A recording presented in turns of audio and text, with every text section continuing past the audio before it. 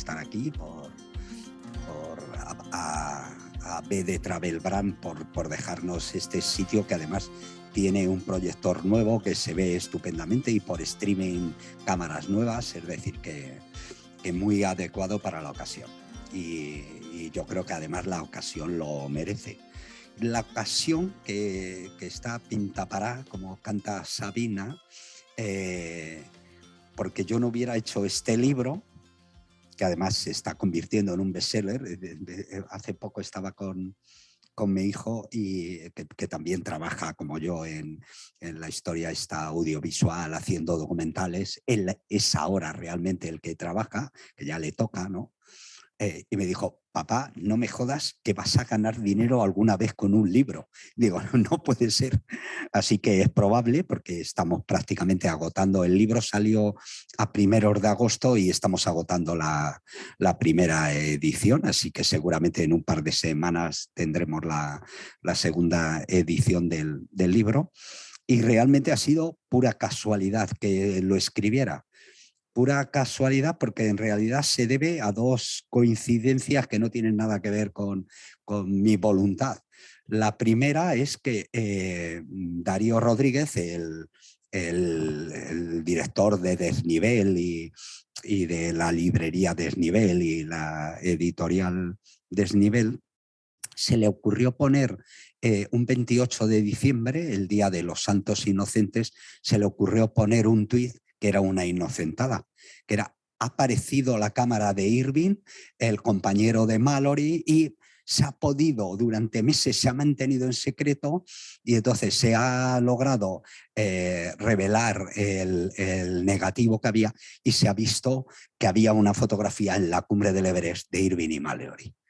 Claro, yo me di cuenta enseguida, pero hubo mucha gente que no se dio cuenta, y entonces se montó un revuelo en las redes acojonante, que tuvo que salir Darío a decir: oye, que es una inocentada. Pero ya por entonces se había lanzado, y a partir de ahí Darío me dijo: ¿por qué no me haces un artículo? Y yo tengo muchos defectos, pero uno de los mayores, bueno, aparte de la vehemencia y otras cuestiones menores que no cabe ahora hablar de ellas, porque si no me voy a hacer una lista de defectos que sería demasiado grande, pero una de las que tengo es que soy muy minucioso, y yo no termino de rematar un artículo ni de rematar un libro a no ser que me lo quiten de las manos. Generalmente suele ser mi mujer que dice: se ha acabado. Y entonces cerramos el ordenador y hasta ahí hemos llegado. Y entonces me pidió que hiciera 6 páginas, pero para hacer 6 páginas lo que recurrí fue yo de todos los viajes hago un diario, que es un diario práctico, en el que ahí es muy difícil, o estoy muy cabreado o estoy de muy buen humor, para que en esos diarios trasluzca mis emociones y los sentimientos. Yo lo que pongo es: he salido de tal aldea y he tardado 3 horas y media caminando a tal. En el camino me he encontrado con un barranco que aproximadamente tendrá, es decir, doy muchos datos, seguramente marcado por la profesión de periodista. Así que del año 2000 y del año 2001, y estuvimos los 2 años en el Everest, y en el año 2000 haciendo la reconstrucción de la expedición de 1924, que es de lo que estamos hablando, yo tenía pues 2 diarios de aproximadamente 40 o 50 páginas a doble cara, y otro, digamos, apartado que pongo documentación de unas 60 páginas. Así que para escribir las 6 páginas que me pidió Darío para la revista, yo terminé haciendo unas 60 o 70 páginas que ya estaban medio redactadas, pero con todos los elementos claves. Así que cuando vino la pandemia, Darío y Carmen Samper también, y María José de Desnivel y Patti, es decir, un montón de gente me dijo: es tu oportunidad de escribir el libro. Y en efecto, si no hubiera estado, prácticamente hubiéramos estado confinados, pues que al final nos han tenido en casa año y medio. Yo ya sé que salí 20 días a Pakistán, y en abril, mayo también estuve en Nepal, pero prácticamente nunca en los últimos 40 años había estado tanto tiempo en casa seguido. y me dediqué a escribir. Así que las dos coincidencias, la de la pandemia y la inocentada de Darío, han hecho posible el libro Everest 1924. ¿Qué más debería de decir previo a poneros unas imágenes? Que es el libro más mestizo de todos los que he escrito, porque es fruto de un montón de lecturas desde que tenía uso de razón alpinista y empecé a leer libros. Bueno, yo lo suelo contar casi siempre, ¿no? Yo me hice aventurero por mi madre, que me regalaba tebeos del Capitán Trueno cuando tenía 7, 8 años. Y ya a partir de entonces lo de explorar tierras, qué tal impartir justicia, bueno, y luego con el tiempo me di cuenta que y tener una novia nórdica que se llama Sigrid y a la que llevas en vuelos en globo para ir a luchar contra la gente mala de todos los países, pues eso molaba también, ¿no?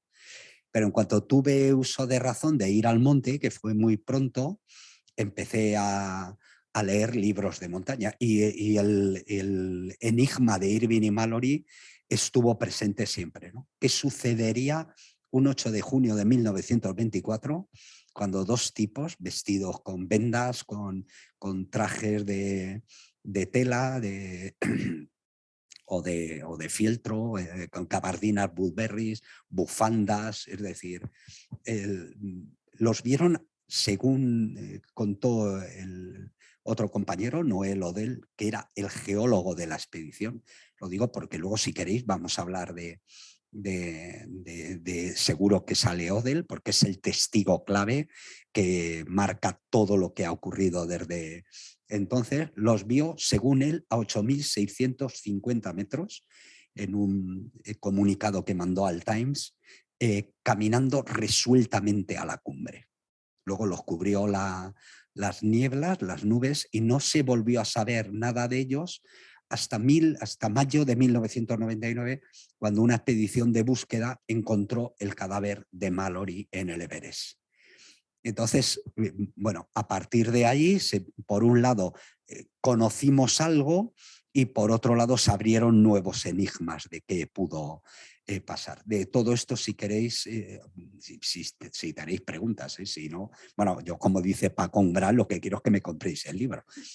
Pero he venido sobre todo a charlar con vosotros y seguro que hay gente que nos está mirando. Para la gente que no hayáis comprado el libro, pues lo compráis. A los que ya lo tengáis, seguro que tenéis un montón de preguntas unos y otros, mandarlas, que seguramente al terminar los compañeros de BD Travel Brand seguro que nos lo van a contar, y a vosotros también lo mismo. Y ahora ya, sin más, pues lo que hago es contaros la historia sobre la que va el libro. Así que si queréis, metéis el vídeo. Si podéis bajar estas luces, pues verán mejor las imágenes también, ¿no? Y esto que estáis viendo, perfecto. Eso es, con un poco de musiquita además. Estas son las músicas, las imágenes originales de las expediciones británicas de los años 20. Lo digo porque hay muchas veces que se nos va la olla y creemos que hemos inventado el mundo y que hacemos retransmisiones y que nuestras imágenes...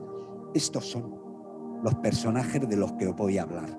Tipos con vendas en los pies, con Salakoff, con camisa y corbata. En 1921, 22 y 24. Con caravanas de yaks y de porteadores tibetanos que se internaban por primera vez en el reino prohibido del Tíbet, que era un reino que era feudal, teocrático, y estas son las imágenes que son excepcionales que se encuentran los británicos. Estas son imágenes del capitán John Noel, que era el realizador y el cámara, y se encuentra con gente que sale de la edad de piedra, básicamente, ¿no? Cada vez que las veo realmente me emociono de un altiplano a 4.800 metros de altitud de media, con gente que eran feroces guerreros y que durante mucho tiempo, hasta la invasión británica del Tíbet de 1903, había cerrado sus puertas a cal y canto, rodeadas de Este es Howard Somerville, uno de los personajes secundarios. Todos los personajes de esta historia son fascinantes. Como Somerville, ese que acabáis de ver era Noel Odell, el anterior Hazard. Era gente absolutamente extraordinaria. Somerville es un ejemplo, era uno de los mejores amigos de Mallory, era cirujano. Toda esta gente acaba de salir de la Primera Guerra Mundial y ha vivido el horror de la guerra como nunca antes se ha vivido la humanidad. De hecho, ellos le llaman a lo que llamamos hoy la Primera Guerra Mundial, ellos le llamaron la Gran Guerra. No había habido nunca antes nada parecido. Y hubo 3 expediciones.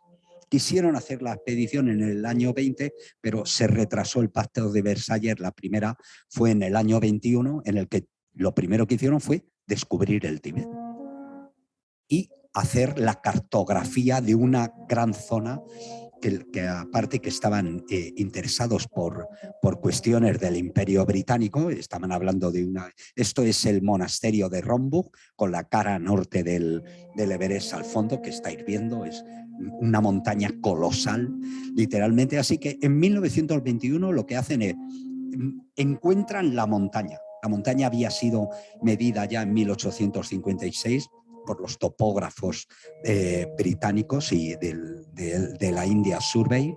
Este es el equipo de 1924, máquinas de escribir en el campo base, porque mandaban comunicados. Mandaban comunicados y además mandaban la película. Tenían un sistema de postas de caballos que hacía que los caballos recorrieran 600 kilómetros para llegar a Darjeeling, donde las películas eran reveladas y se exponían en los cines de Europa antes de que acabara la expedición. Como digo, en 1921 hacen el mapa del Tíbet que les interesaba y por primera vez se hace un mapa de la montaña del Everest. Lo más importante ese año es que además encuentran este glaciar, que es el glaciar oriental del Rongbuk, que tiene, por cierto, unos penitentes, los estáis viendo, ¿no? Además solamente se dan en determinados lugares donde el frío y la sequedad están muy unidos. Por eso los penitentes solo están en el Tíbet, en algún lugar de los Andes, también muy seco como el desierto de Atacama. Y entonces, en 1921 ya encuentran el lugar de entrada a la montaña, que les lleva al Collado Norte. Y ahí ya Mallory, que es probablemente el alpinista más brillante de aquella generación de británicos, intuye el lugar por donde se puede subir a la montaña. Toda la gente que hemos ido por la cara norte del Everest al escalar la montaña somos herederos de esa gente. Vamos por el mismo sitio, colocamos los campamentos en el mismo sitio. Ellos lo que hicieron es todo el glaciar del Rongbuk, montaron 2 campamentos, es lo mismo que seguimos haciendo hoy. Una vez que estás aclimatado ya hay uno que no lo hace, pero se hace extraordinariamente largo, porque son como 25 kilómetros por encima de 5.500 metros, de 5.500 a 6.500 metros, que se hace muy duro. Así que en 1921 descubren la montaña, descubren el lugar por donde ir y intuyen lo que va a ser la ruta normal de ascensión. En 1922 vuelven al Everest con algunas lecciones aprendidas, hacen un intento a la cumbre sin botellas de oxígeno. Mallory, Somerville y Norton, y llegan a 8.250 metros sin botellas de oxígeno y vestidos como están. Pero posteriormente, unos días más tarde, Finch, que es australiano, y Bruce, el de la máquina de escribir, se ponen botellas de oxígeno y suben a 8.400 metros y sobre todo además se quedan más cerca de la cumbre del Everest porque la ruta de subida es muy larga.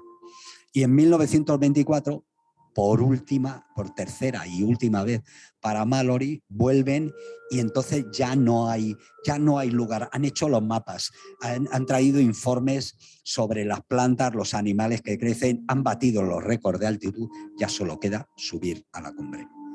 Así que el 4 de junio, Somerville y Norton hacen un intento a la cumbre sin botellas y llegan a 8.600 metros.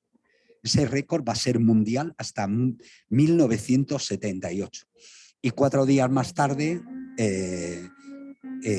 Mallory y Irving salen del último campamento el día 8 de junio y les ve su compañero por última vez, Odell, a 8.650 metros. Luego los cubrió las nubes, que es un efecto que se suele dar bastante. Y compañero. Y ya no se volvió a saber de ellos. Sus compañeros, la gente que estuvo con ellos, siempre defendió que habían subido a la cumbre. Pero a partir de 1933, sobre todo, vuelve otra expedición británica y sale de Londres diciendo que sus compañeros no han subido a la cumbre. Y eso tiene cierta lógica, ¿no? Porque si ellos hubieran subido a la cumbre, ¿qué coño pintan en 1933 volviendo al Everest? Bueno, se van diciendo que no han subido a la cumbre, pero a la vuelta vienen contando, es seguro que no subieron. Y es seguro que no subieron en base a 2 datos que hoy sabemos falsos. El primero, que descubren el piolé de Irving apoyado a 8.500 metros aproximadamente, debajo del primer escalón, y ellos lo que suponen es, cuando estaban subiendo, cuando estaban subiendo se debieron de caer y por eso está el piolé aquí, aunque el piolé estaba como apoyado en la pared. Y la segunda cosa es, hemos visto el segundo escalón, que es el último obstáculo hasta la cumbre, y por ahí es imposible que subieran nuestros compañeros, Irving y Mallory. Hoy sabemos que esas 2 cosas no son ciertas. La primera, porque cuando se descubre el cuerpo de Mallory, sacamos muchas conclusiones. Bueno, le hacen una especie de reconocimiento forense, que por cierto es el mismo que yo he hecho, porque con esas imágenes que están grabadas y hay fotografías, lo que he hecho ha sido mandárselas a 2 amigos forenses que me han ayudado para sacar conclusiones que podéis ver en el libro luego posterior, pero además le sacan todo lo que tenían los bolsillos. Y entonces, una de las cosas que se ve con claridad es que Mallory murió de una caída. Tenía una fractura en el pie derecho, estaba como en posición de pararse, es decir, mirando a la pared, que es lo que hace un alpinista experto. Vosotros ya sabéis, si un día vais caminando por el monte y os caéis, nunca pongáis el culo en la pared. Hay que darse la vuelta para intentar pararse mirando a la pared. Esa era la posición en la que estaba Mallory y además tenía la cuerda rota enrollada al cuerpo mientras caía, ¿no?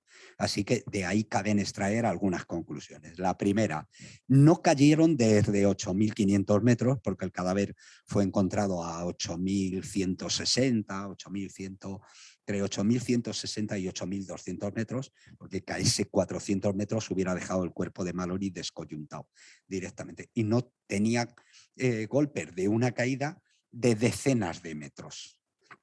Luego tenía un golpe según caía y estando de frente debió de darse con un golpe en la cabeza que era el golpe que le mató definitivamente porque tenía como un agujero de una pelota de golf. Y luego además no llevaba las botellas de oxígeno, lo cual quiere decir que no estaban subiendo, estaban bajando de donde fuera, pero estaban bajando. Así que el primer razonamiento que dio la expedición de los ingleses de 1933 no era cierto. La otra conclusión que sacaron, que era que Irving y Mallory no podían haber pasado por el segundo escalón, hoy también sabemos que es incierta. Lo sabemos porque en 1960 una expedición de chinos sin apenas experiencia en montaña lograron pasar por ahí. Si los chinos en 1960 lograron pasar por ahí, Mallory, que era el alpinista más brillante de su generación y probablemente el mejor escalador en roca del Imperio Británico, pues él, si pasaron los chinos, él al menos podría haber pasado. Sin embargo, esos datos que trae la expedición británica de 1933 es la que se va a mantener en el tiempo hasta hoy. digamos que yo que he estado siguiendo todo este debate pues, durante toda mi vida, siempre me sorprendió, ¿no? Me sorprendió que la gente que estuvo con ellos en 1924 defendía que podían haber subido a la cumbre. Bueno, algunos defendían vehementemente que podían haber subido a la cumbre y digamos que los más templados decían, tuvieron muchas posibilidades de subir a la cumbre. Y sin embargo, en el mundo del alpinismo a nivel internacional, me sorprendía que no se les hubiera dado ninguna posibilidad de haber subido a la cumbre Irvine y Mallory, en función de no podían, no tenían capacidad técnica para subir por el segundo escalón y el equipamiento que llevaban no era el adecuado y por tanto no podían haber subido. Bien, en el año 2000 quise ir al Everest a reconstruir esta historia. Y esta es la foto que le di a una compañera de televisión que era la figurinista y nos dejó así, tal cual.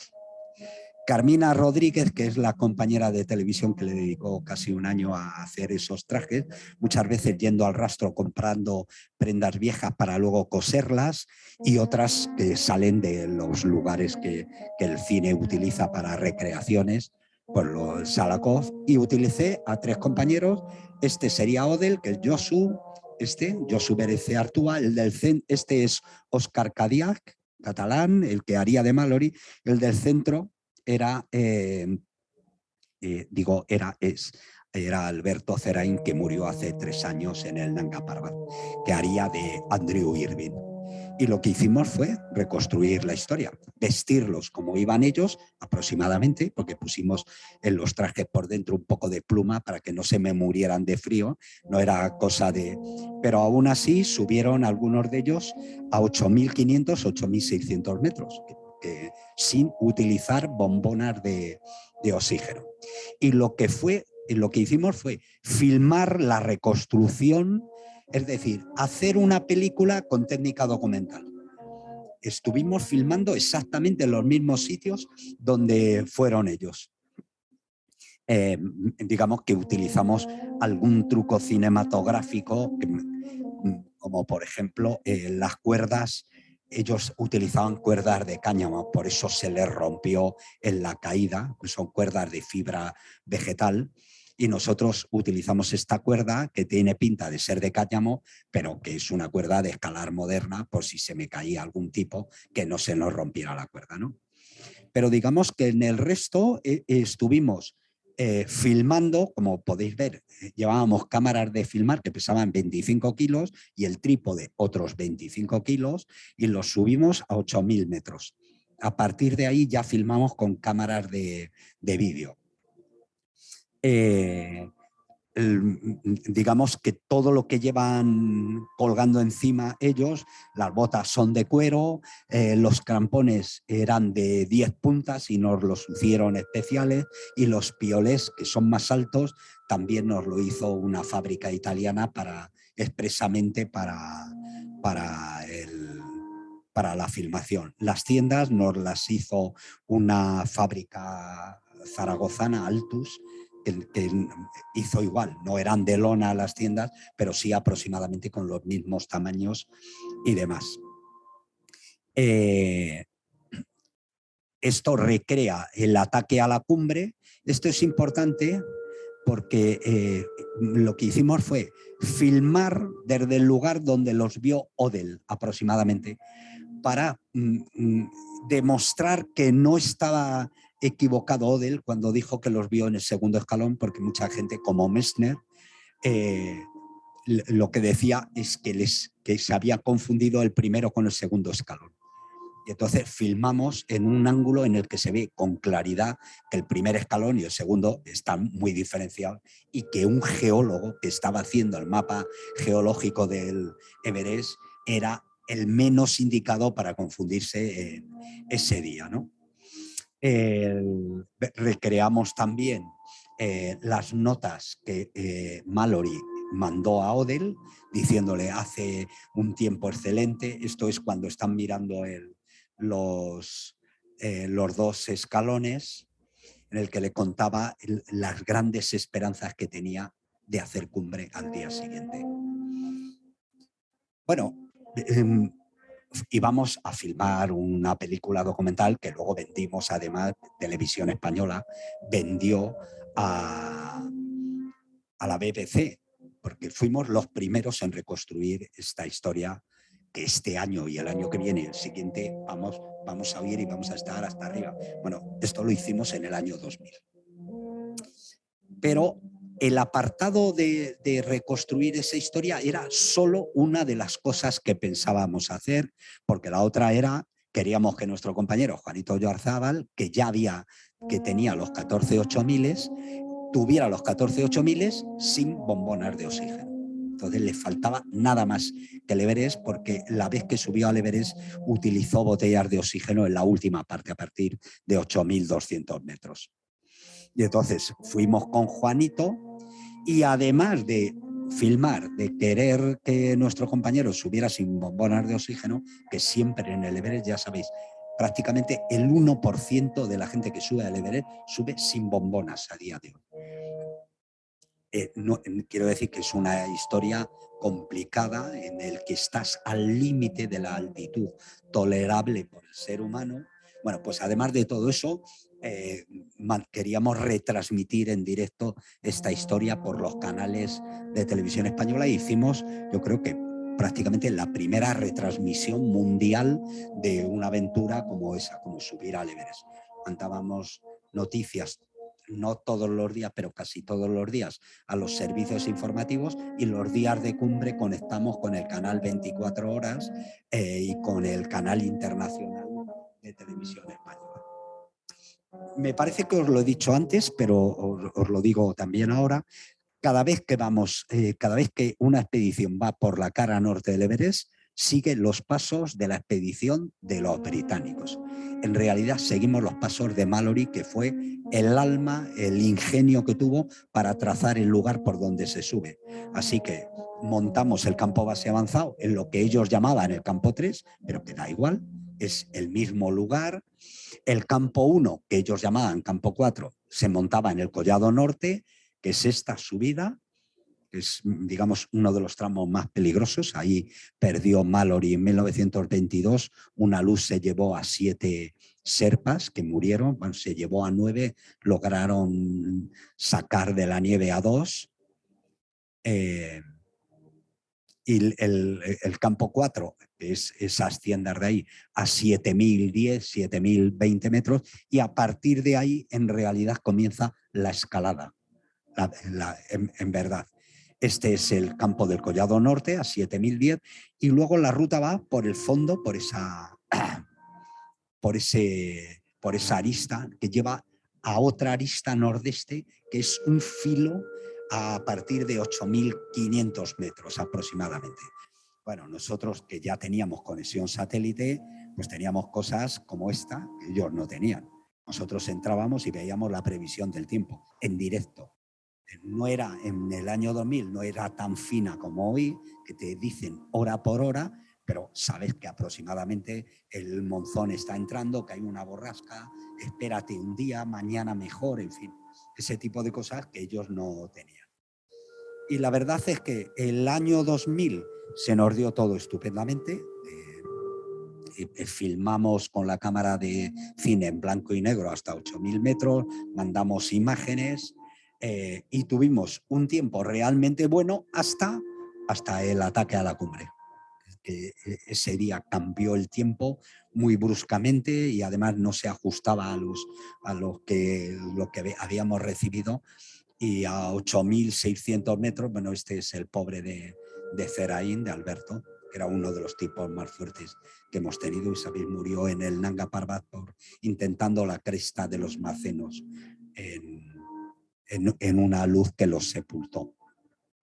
Este es el último campamento ya, 8.350 metros. Estás muy alto, pero sigues estando muy lejos de la cumbre del Everest. Lo digo porque hay algunas ventajas, y este es el día que nos tuvimos que dar la vuelta de un frío acojonante, con la gente ya, como podéis ver, con monos de pluma enfundados de pies a cabeza, que te dejas un agujero para respirar y aún así ese es el primer escalón, lo que tenéis atrás. Esta es el filo ese que os decía que une entre el primero y el segundo escalón, y la cumbre del Everest ya es la del fondo. Ahí veis el mal tiempo que hizo, y esto es como bajó Juanito, que bajó ciego del viento que hizo, que le congeló las córneas. Tuvimos que ayudar a bajar, y en la bajada iba un alpinista danés que se cayó y se mató. Zerain fue a echarle una mano, a quitarle, porque se estaba agonizando, le fue a quitar la mochila y se terminó de caer 3.000 metros para abajo. Volvimos al año siguiente y ya Juanito haría cumbre y pasaría a engrosar la lista de los que han hecho los 14 8000, el tercero, que es todo un honor detrás de Messner y de Loretan.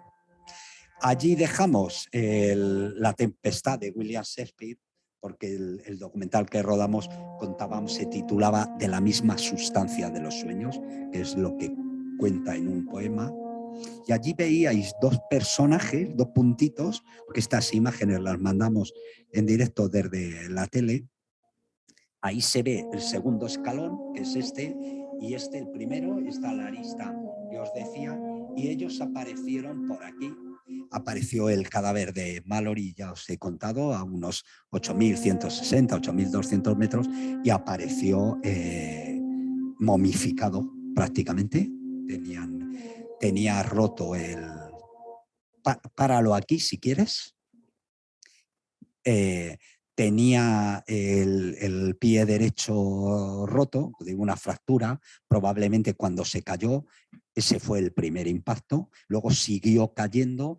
Mientras caía se dio el golpe en la cabeza.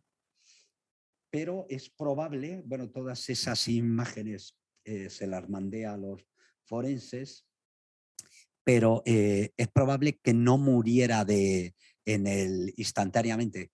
Y nos hace pensar, nos hace sugerir eso, el que tuviera la pierna izquierda encima del pie derecho en un último momento, en un movimiento reflejo de querer quitarse el dolor de la pierna rota, ¿no? Y luego probablemente moriría, ¿no? Cuando le encuentran en 1999, en mayo del 99, le sacan las cosas que tienen encima. Es muy importante todo lo que consiguen sacar. Algunas cosas nos dan muchas pistas muy fiables. Una de ellas es que en un sobre lleva apuntadas todas las botellas de oxígeno con la carga que tienen, lo cual nos indica que Mallory planificó esencialmente con rigor el ataque a la cumbre.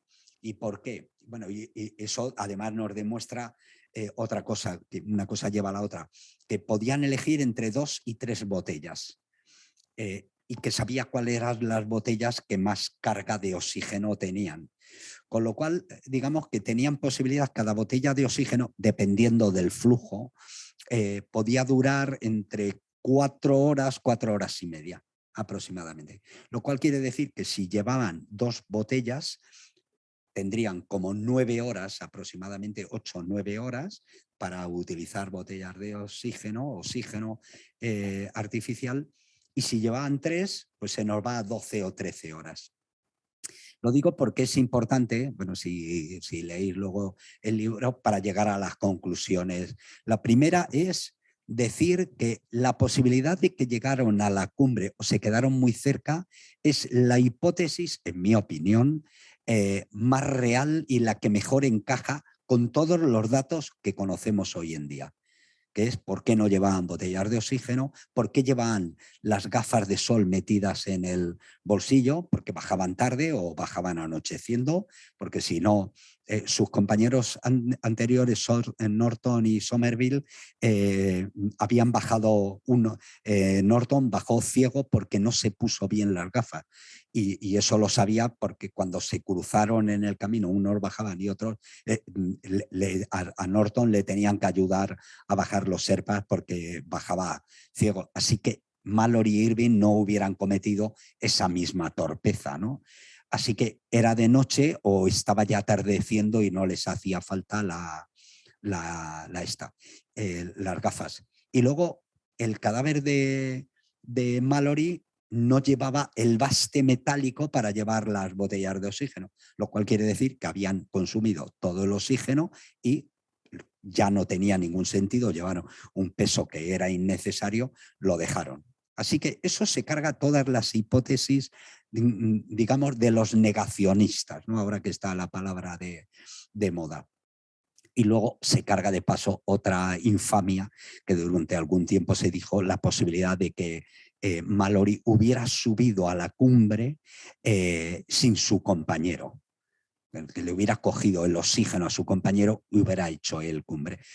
Esto sus compañeros mientras vivieron lo consideraban una falacia incapaz de un caballero inglés, ¿no?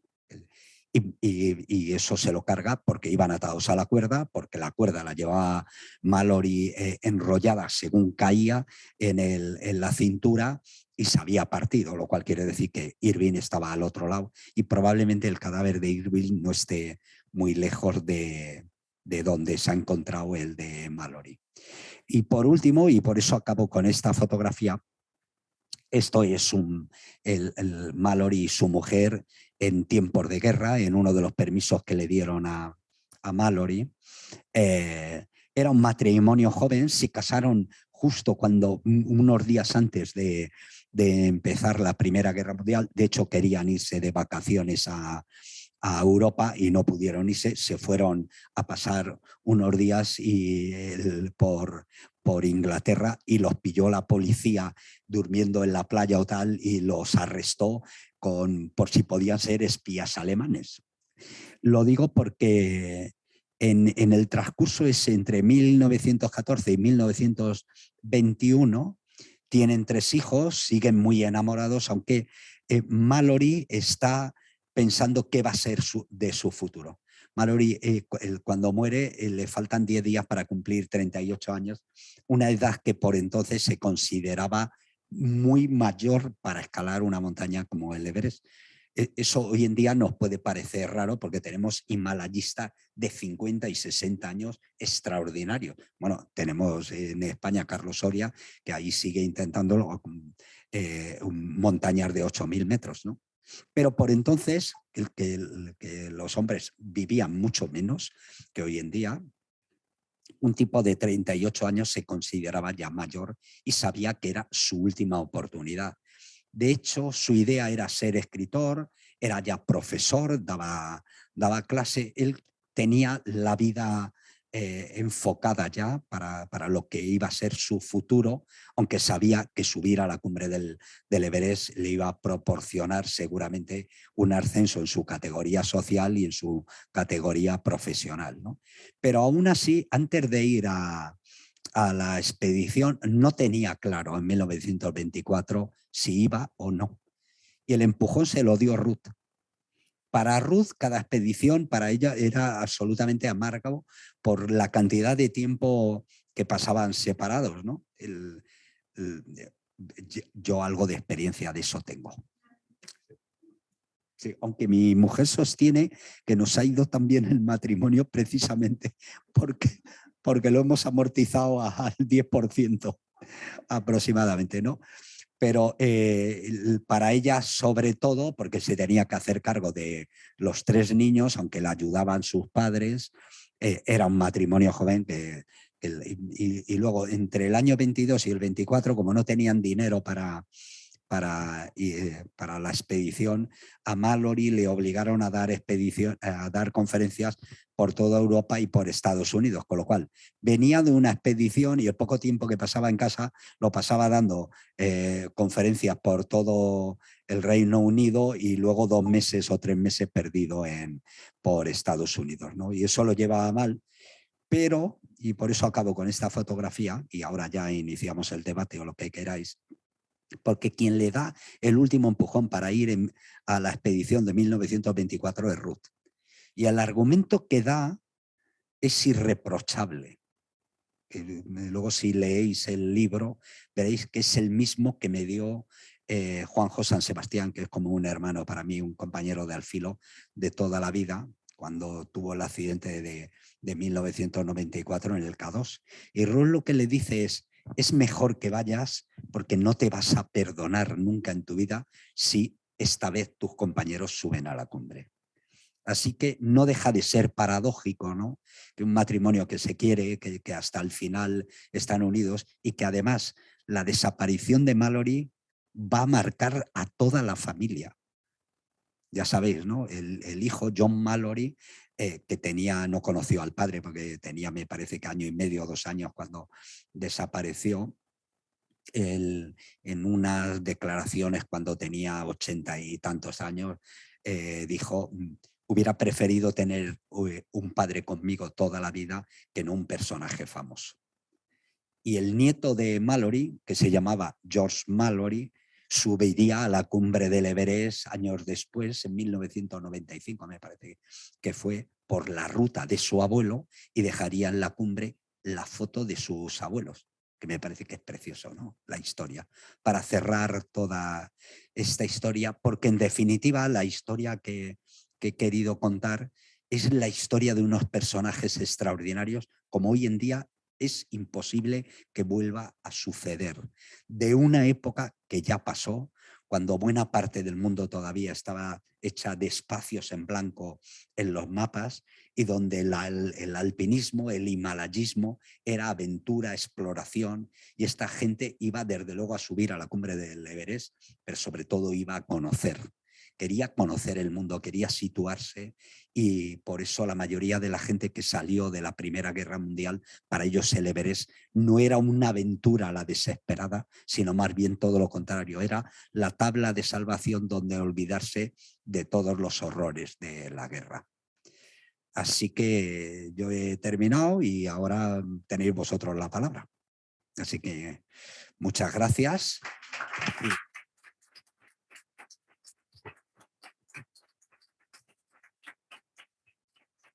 Muchas gracias, Mariano. Si quieres, bueno, podéis encender la luz si queréis o subir un poco. Si queréis, arrancamos desde aquí detrás con las preguntas y los comentarios que están entrando a través de Zoom. Vale. Y bueno, nos dice, bueno, hay muchos comentarios dándote la enhorabuena por este relato y por el libro. Nos dice Luis, estoy impresionado por tu relato y por las imágenes que has mostrado. Enhorabuena y deseando de leer tu libro. Pero sí que nos entra una pregunta de Elena y nos dice que si se ha intentado acceder por la cara norte por otra ruta diferente a la que hicieron Irving y Mallory. Sí, claro, sí, hay varias. Además, todas muchas más difíciles.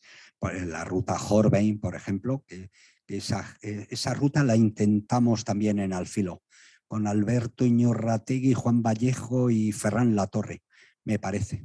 Y llegaron a 8.500 metros, muy altos. Es un corredor que baja por toda la pared y luego la arista nordeste entera, porque Mallory y su gente lo que hicieron fue, digamos, la ruta más evidente en aquellos tiempos con los materiales que tenían, que era subir al collado, arista norte, hasta enganchar la arista nordeste, pero a 8.500 metros y luego subir. Fueron unos británicos a hacer toda la arista nordeste de abajo arriba y sin botellas de oxígeno, y murieron. Peter Borman y Joe Tasker. Y además, bueno, se encontró el cadáver de uno de los dos, no el otro, y a raíz de eso, la novia de uno de ellos, María Cufi, fue a recoger las pertenencias de Joe Tasker y de repente descubrió que tenía un lío con otra chica. Y a raíz de ahí escribió un libro que se llama Zarpazos de la montaña, que también os lo recomiendo, está en la editorial Desnivel, en que nos hace a los alpinistas, nos hace un traje, básicamente. Y yo creo que muchas de las cosas que dice tiene razón, ¿no? De lo egoístas que somos para abandonar la familia, etcétera, ¿no? ¿Algunas preguntillas que tengáis por aquí, vosotros? Sí, se han hecho varias. Lo que pasa es que no es sencillo esa historia. Es muy complicado porque lo primero que tiene que darse es que el Everest esté descarnado de nieve, esté en roca viva. Y eso es muy difícil. Solamente se da algunos años en los que, o bien por circunstancias climatológicas, que digamos, la montaña en el Himalaya básicamente está regida por los monzones, es decir, el premonzón y el posmonzón. El posmonzón dura muy poco y generalmente es muy frío, porque ya el monzón se suele ir a finales de agosto, mediados de septiembre, y ya el frío empieza a primeros de octubre. Así que tienes ahí 15 o 20 días que se tiene que dar todo, que sea bueno, que todavía no haga frío, etcétera, ¿no? Y el premonzón, generalmente lo que está es la montaña tapizada de nieve de las nevadas invernales, ¿no? En 1999 descubren el cadáver porque en 1999 está lo que llaman el efecto de la niña. El año posterior al niño es un año muy seco. Entonces pillaron un año muy seco y además ventoso, con lo cual encontraron el monte en la parte superior muy descarnado, prácticamente igual que se lo encontraron en 1924 Irving y Mallory en esos primeros días de junio. Así que lo primero que tiene que ocurrir es que esté la pared descarnada, porque si tiene 2 metros de nieve, debajo estará el cadáver. Sin embargo, tenemos una descripción de un alpinista chino que en 1975 parece que vio el cadáver de Irving y dejó la descripción. Se la dejó la descripción a un alpinista japonés y él murió al día siguiente víctima de una luz. Con lo cual, toda la historia del enigma va cayendo así en cascada, ¿no? Si ese tipo hubiera vivido, es probable que hubiera podido marcar con mayor exactitud. Lo que sí que dijo es que estaba en su último campamento, en el campamento 6 chino de la expedición de 1975, que hacía buen tiempo, salió a dar una vuelta de unos 20 minutos y que encontró el cadáver de un alpinista antiguo inglés, que es evidente que solo podía ser Irving o Mallory, y que estaba apoyado, como acurrucado, ¿no? Y que las chovas le habían picado las mejillas. Bueno, es evidente que no era el cadáver de Mallory, porque Mallory no estaba acurrucado, las chovas le habían picado las nalgas, y lo habéis visto en la fotografía. Y tenía la cara aplastada contra la nieve, ¿no? En su momento, porque tuvieron que picar para desgajar el cadáver de la pared, ¿no?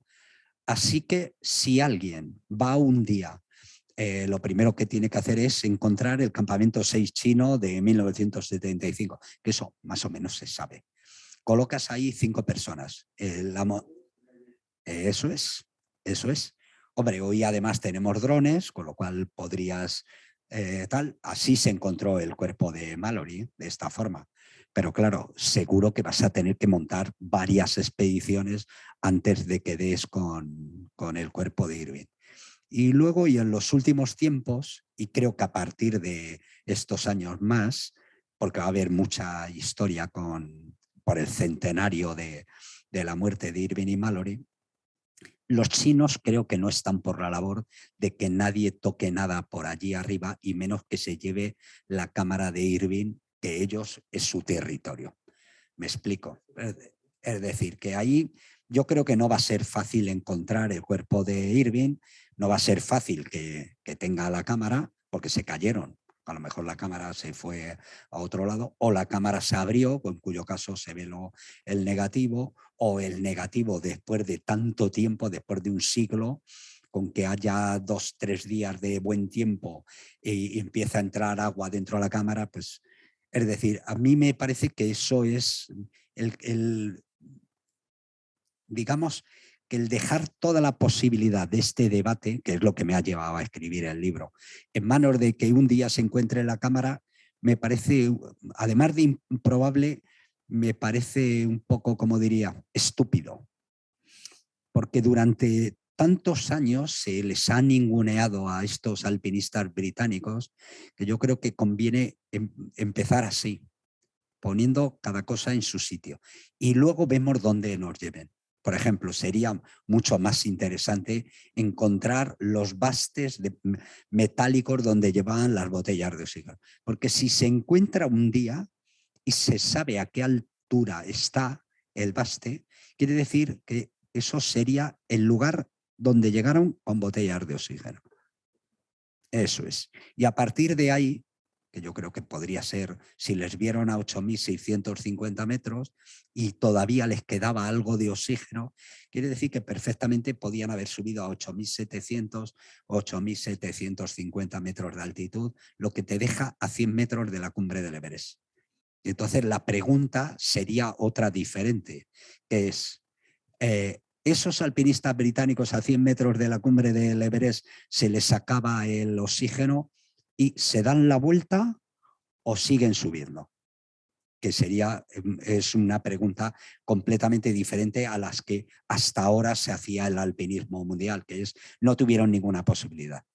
Pero si tuvieron alguna posibilidad, hay que reescribir la historia no del alpinismo, del himalayismo moderno. Porque si subieron en 1924 Irving y Mallory de aquesta guisa, pues entonces la ascensión de Hillary y de Tenzing, ya vestidos con pluma, con nylon, con botellas de oxígeno que no fallaban y pesaban menos de la mitad que entonces, pues entonces sí, estaría bien, pero sería otra cosa. Y si subieron ellos todas las expediciones, grandes expediciones nacionales que se montan de 1950 a 1964, casi serían un retroceso. Porque esta gente iban 5 o 6 tipos a escalar con el equipamiento mínimo. Así que habría que recurrir seguramente ya a los años 60 o 70 con la escalada de las grandes paredes para empezar a hablar de un avance en el alpinismo mundial, ¿no? Y aún así habría cada cosa que equilibrarla, ¿no?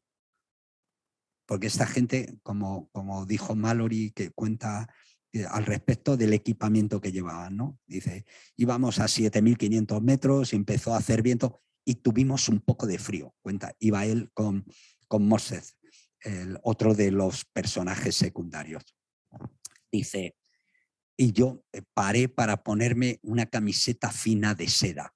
Con eso ya fui bien. Dice, creo recordar que Morse se puso una bufanda. Sí.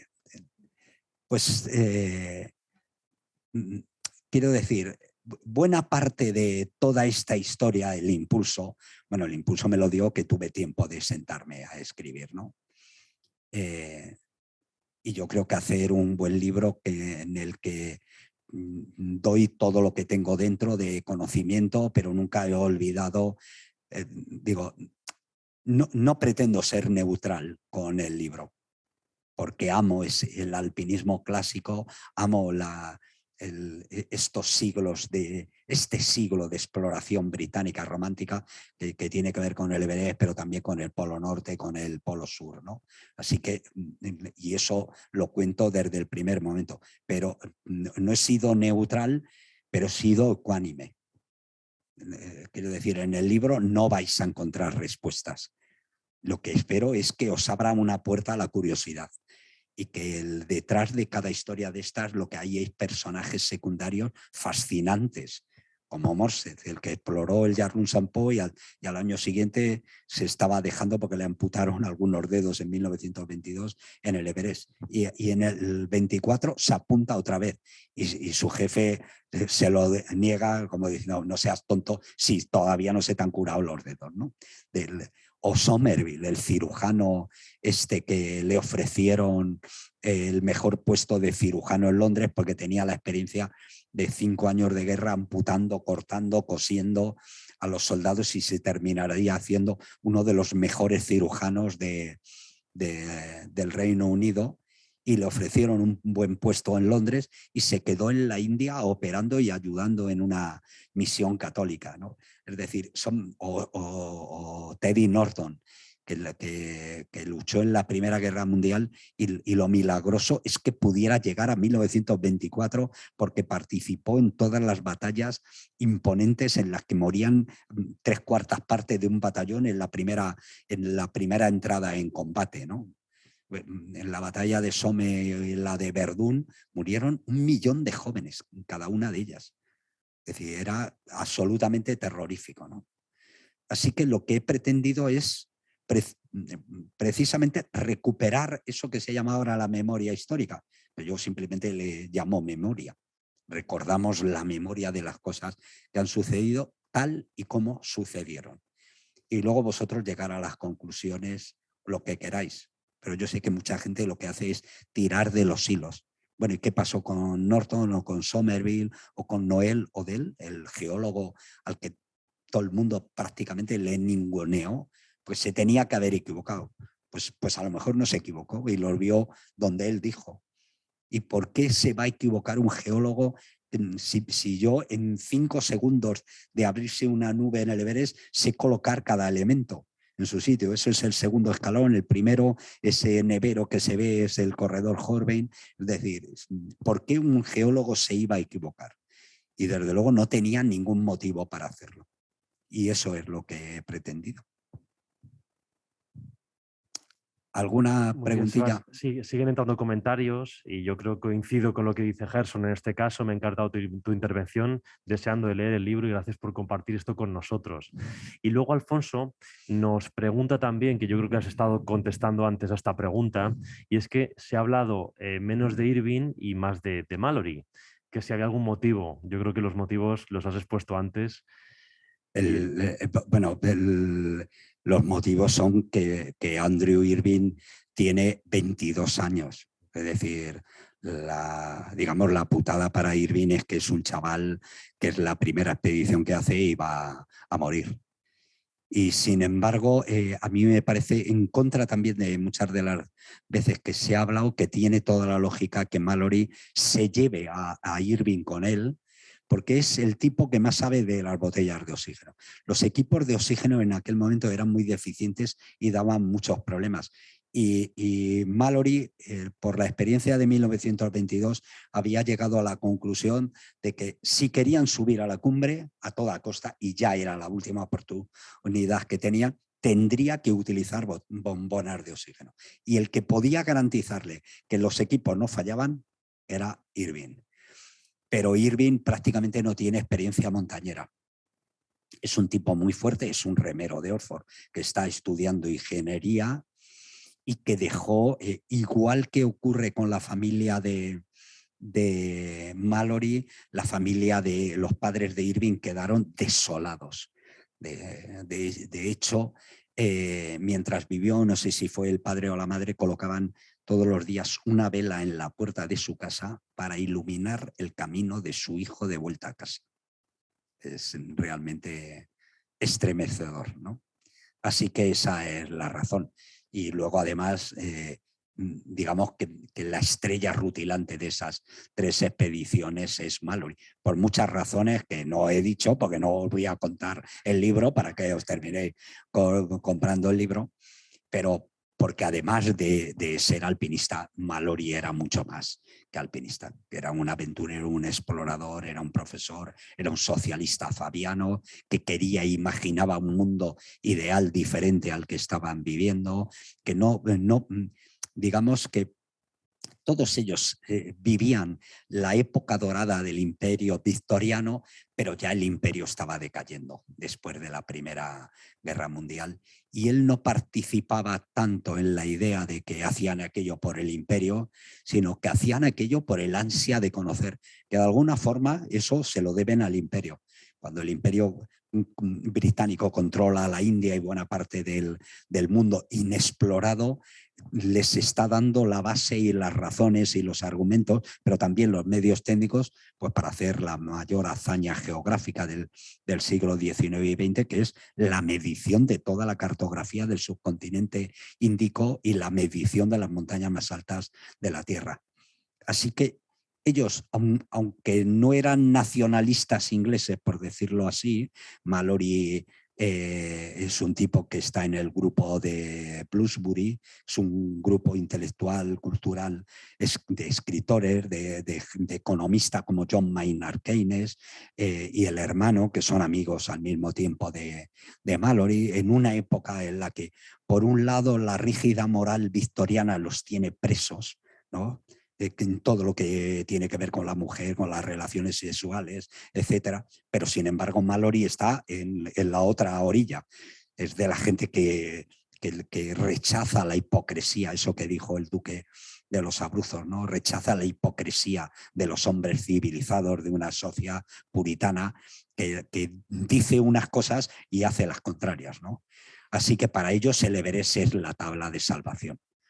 Es el lugar donde irse, de olvidarse de la guerra, aunque como cuento en el libro, hay cosas en la vida de las que no te vas a poder olvidar nunca, ¿no? Muy bien, Sebastián Álvaro, pues como siempre es un placer escucharte. Te damos las gracias por haber compartido esta aventura con nosotros y animamos a todo el mundo a que se haga con un ejemplar de Everest 1924 porque se van a meter de verdad en una aventura de las clásicas, de las buenas, de las que te enganchan. Así que muchas gracias a todos y esperamos veros dentro de muy poco. Muchas gracias a vosotros y ya sabes, hay que salir a viajar. Las únicas fuentes de conocimiento son viajar y leer. Así que lo que os animo es a leer y viajar.